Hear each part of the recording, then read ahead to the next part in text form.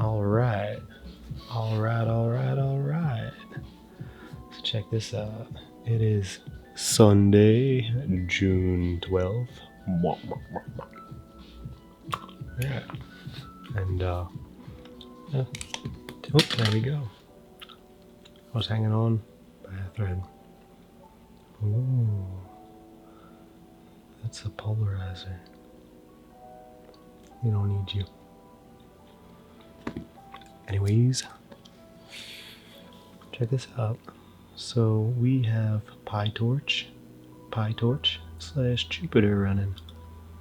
So I highly suggest you get on vast.ai or Google Collab and get you some PyTorch. Then connect. This is fantastic right here. Check this out. We're going to upload from our downloads. I guess this one. Whatever the last one was. I'm gonna upload that shit. What that is it's Disco Diffusion. I'll show you.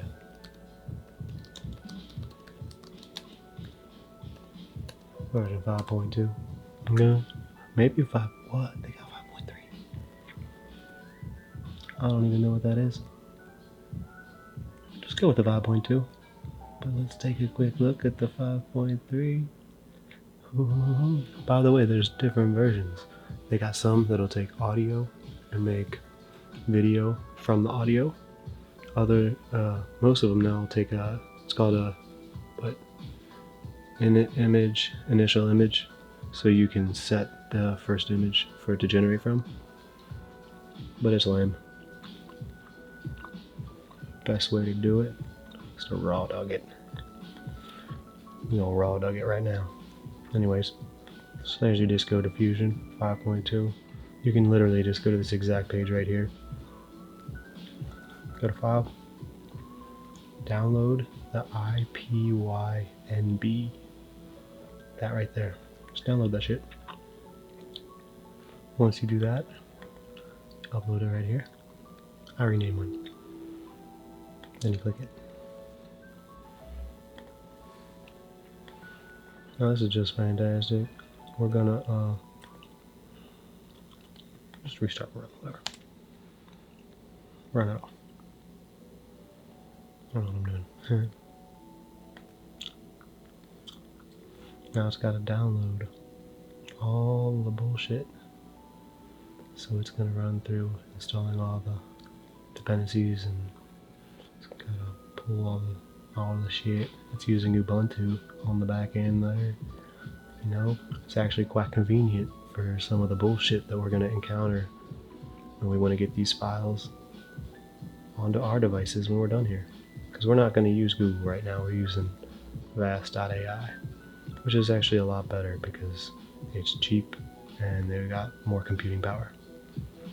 Plus you can run a bunch of them. I've run like 5, 6, 7 of them at the same time. Really easy to do.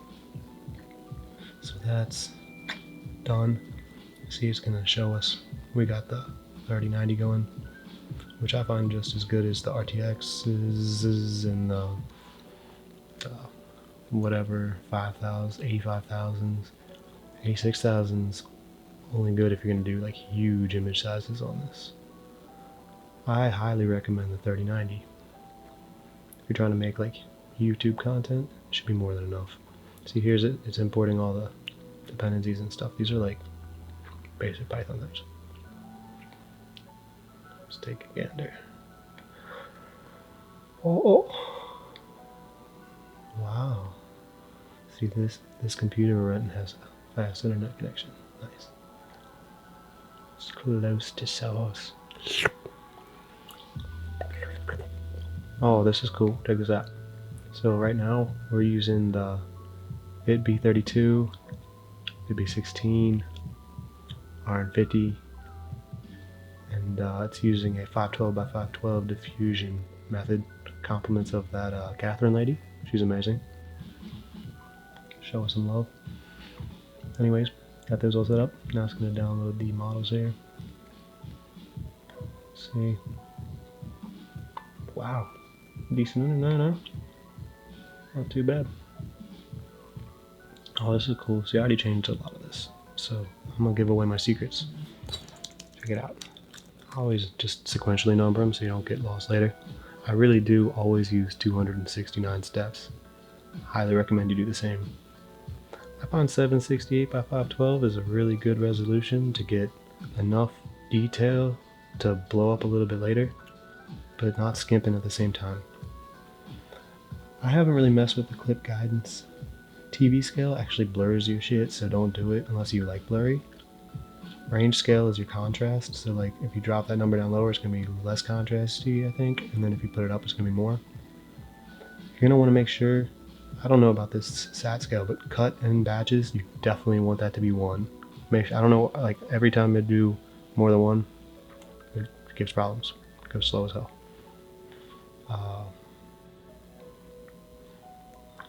Keep all this the same. You gotta make sure it says 3D animation mode here. Also gotta set your max frames. I've got mine set to 2000. You can actually set keyframes as well for the motion. I've got mine set like this, and I just kind of keep it that way so I can tack them onto each other and they all blend in with the same motion. But you can play with it and set the keyframe moment when you want it to happen, and then the rotations are in degrees and the other ones are all I don't know what it is, but you can feel it out trying it a little bit. Put up to like 3, 4, 5. Put it even to 10. Turbo mode is really important. I want to make sure that says true. I do 5 turbo steps. You can do, I think, I've never tried more than 5, but I like it. I like it a lot because instead of running 1 frame, it does like 1 and then some like 4 like step frames or something, and it really helps. It looks good in the animations too, so this is awesome. Just make sure that says true. You can do whatever number you feel like. Leave the rest of this alone.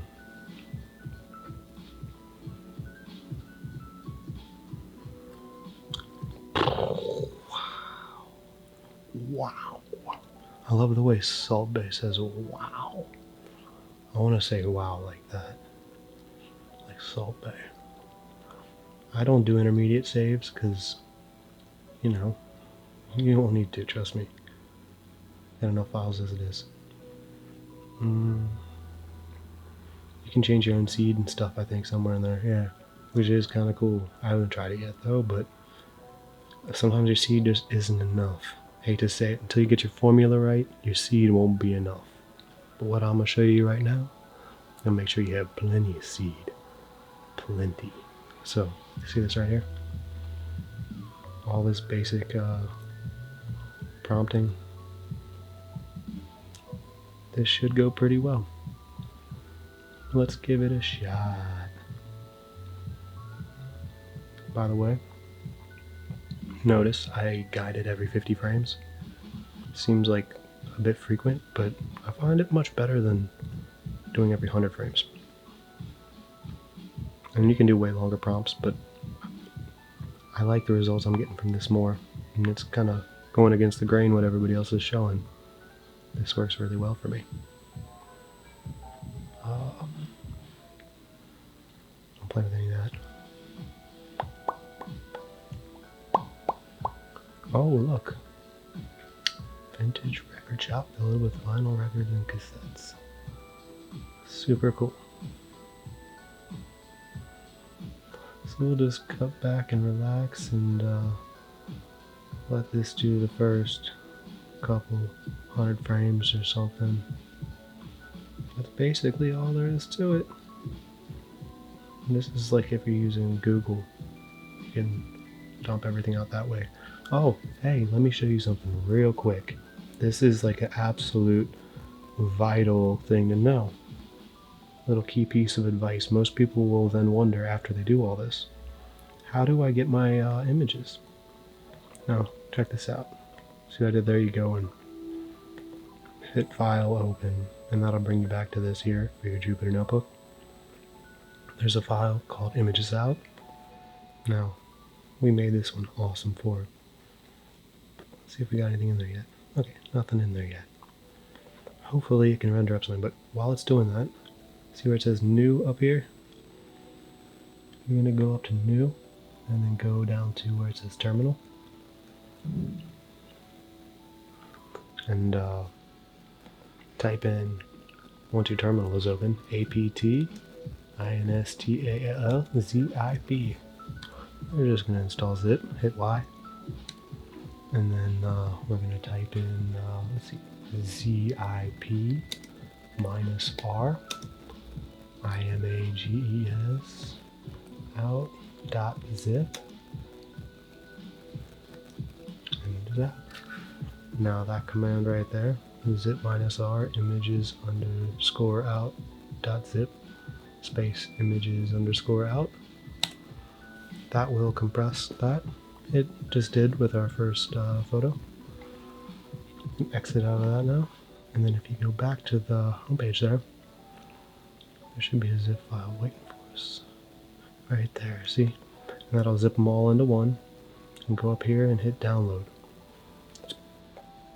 Yeah, that's a nice, easy way to download all your pictures when you're done. So that way you can then open it up in I'd suggest After Effects. This is Adobe After Effects 2022. It's pretty awesome. Not so awesome on this little computer right here, but yeah, it's alright.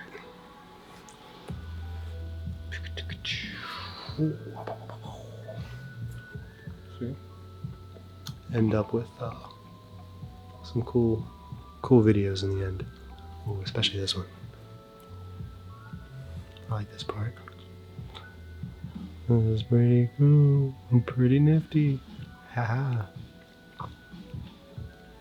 Anyways, y'all should definitely make a lot of this stuff. Tag me in it. Best luck.